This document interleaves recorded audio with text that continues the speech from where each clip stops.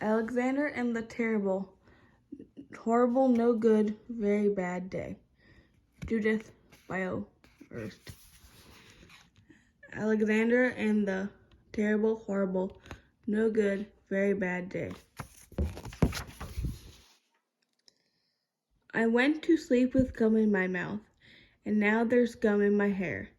And when I got out of bed this morning, I tripped on the skateboard, and by mistake, I dropped my sweater in the sink while the water was running.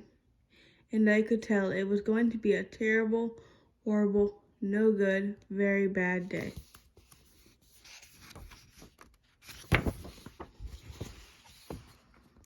At breakfast, Anthony found a Corvette Stingray car, Kit and his breakfast cereal box, and Nick found a junior undercover agent code ring in his breakfast cereal box. But in my breakfast cereal box, all I found was breakfast cereal.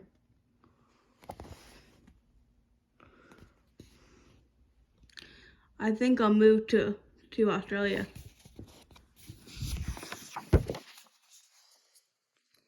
In the car pool, Mrs. Gibson let Becky have a seat by the window.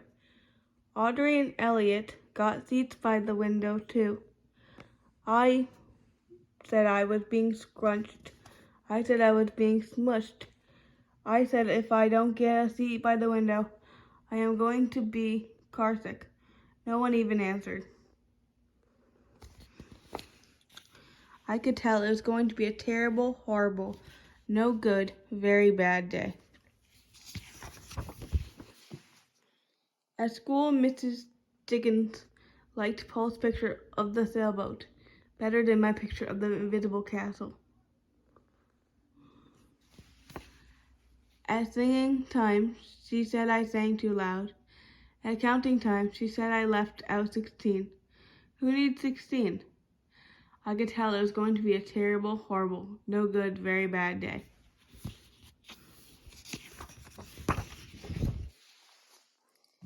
I could tell because Paul said I wasn't his best friend anymore. He said that Philip Parker was his best friend and that Albert Moyo was his next best friend and that I was only his third best friend. I hope you sit on a track, I said to Paul. I hope that next time you get a double-decker strawberry ice cream cone, the ice cream part falls off the cone and lands in Australia.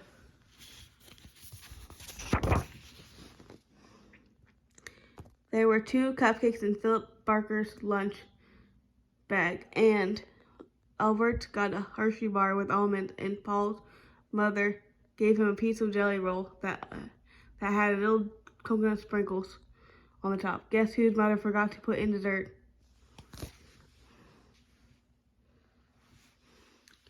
It was a terrible, horrible, no good, very bad day.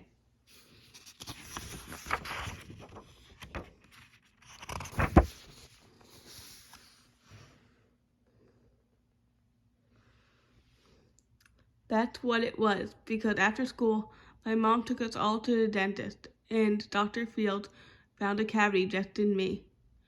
Come back next week and I'll fix it, said Dr. Fields.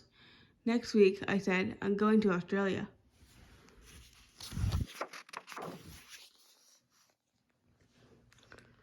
On the way downstairs, the elevator door closed on my foot while we were waiting for my mom to get the car. Anthony made me fall where it was muddy, and then when I started crying because of the mud. Nick said I was a crybaby, and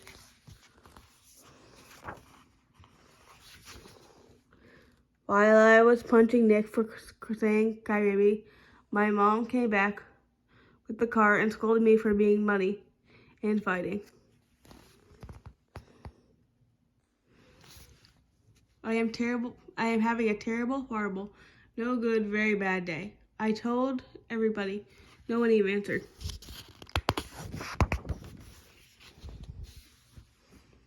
So then we went to the shoe store to buy some sneakers. Anthony chose white ones with blue stripes. Nick chose red ones with white stripes. I chose blue ones with red stripes.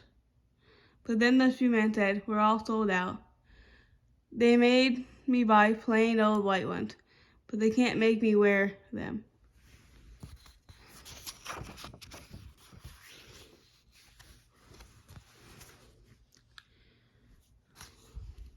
When we picked up my dad at his office, he said I couldn't play with his copying machine, but I forgot.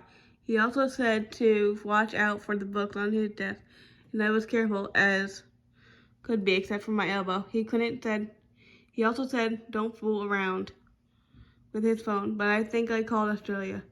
My dad said, "Please don't pick him up anymore." It was terrible, horrible, no good, very bad day.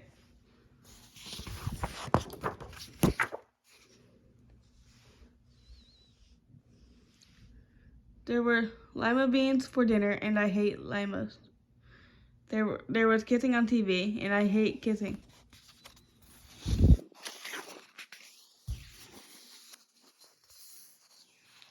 My bath was too hot. I got soap in my eyes. My marble went down the drain, and I had to wear my railroad train pajamas. I hate my railroad train pajamas.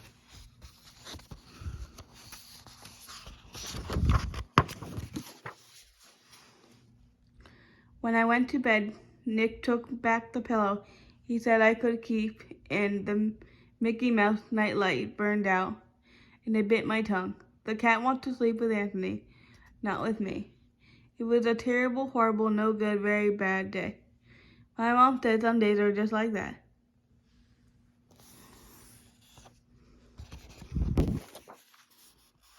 Even in Australia.